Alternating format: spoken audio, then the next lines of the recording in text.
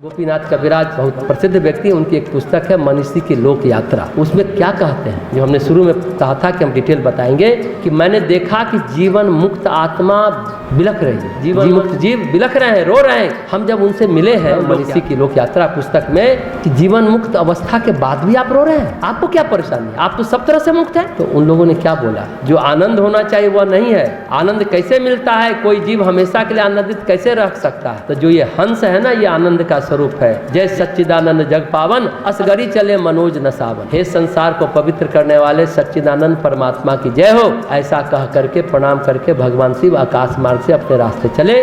काकभुसुंडी से कथा सुनी, जो विक्षोभ अवसाद था सती के वियोग के बाद, राम कथा सुनने के बाद वह दूर हो गया और भगवान शिव भी आनंद से परिपूर्ण हो गया। आनंद होता है ईश्वर प्रेम से। हम भगवान से, परमेश्वर से प्रार्थना करते हैं कि प्रभु सब चीज दिया, बस एक चीज दे दो, अपने प्रति प्रेम दे, भक्ति दे। भक्ति का कोई जतन कर ले, थोड़ा थोड़ा क्या हरि का भजन कर ले। सिद्धियों से, शक्तियों से, विभूतियों से कोई आदमी तृप्त नहीं होता।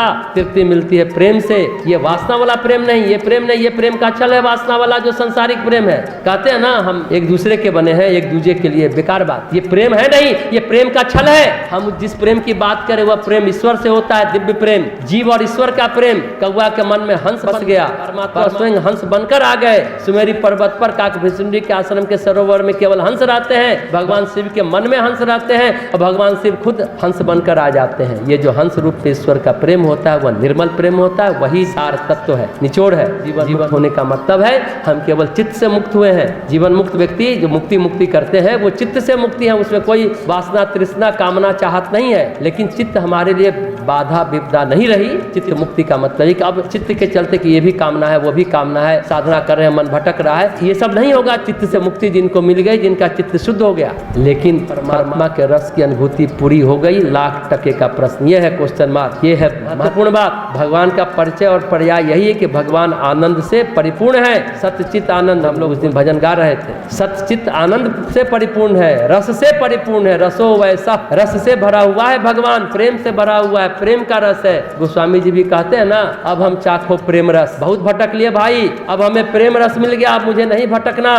गोस्वामी जी कहते बहुत भटक लिया मैं संसार में, अब जान गया हूँ, अब नहीं भटकना, क्योंकि मुझे अब प्रेम का रस मिल गया है। भगवत गीता में भी भगवान कहते हैं हैरान परेशान नहीं होना है। सूली मिले या फांसी मिले, देह में घटना घटेगी, उसकी चेतना को आप स्पर्श नहीं कर सकते। कल्पना कीजिए कि उस चेतना का स्वरूप कैसा होगा, तो वह हंस रूप होगा। काकभुसुंडी के मानसरोवर में हंस विचरण करते हैं। सुमेरु पर्वत पर जो ताल है उसमें हंस विचरण करते हैं, यानी कि वहाँ शुद्ध बुद्ध नित्य मुक्त आत्माएं रहती। ये पूरे प्रसंग को सुनने का यही औचित्य है कि जब पशु पक्षी पास से मुक्त हो सकते हैं, भक्ति की गंगा में गोते लगा सकते हैं, भक्त बन सकते हैं, भक्त हो सकते हैं, तो हम मनुष्य योनि में रहकर मुक्त क्यों नहीं हो सकते? भक्ति के रस को क्यों नहीं चख सकते? हम क्यों नहीं भक्त बन सकते? इस 9 दिनों सार यही है। उस दिन में हमने कहा था 4 पाए का जानवर थोड़ी देर सीधा रह सकता है, फिर वो गिर जाए। मनुष्य योनि में ये तो ज्यादा सुविधा है, इसलिए कहते हैं सुर दुर्लभ सब संतन गावा, कि देवताओं के लिए भी दुर्लभ है मानव तन। क्यों?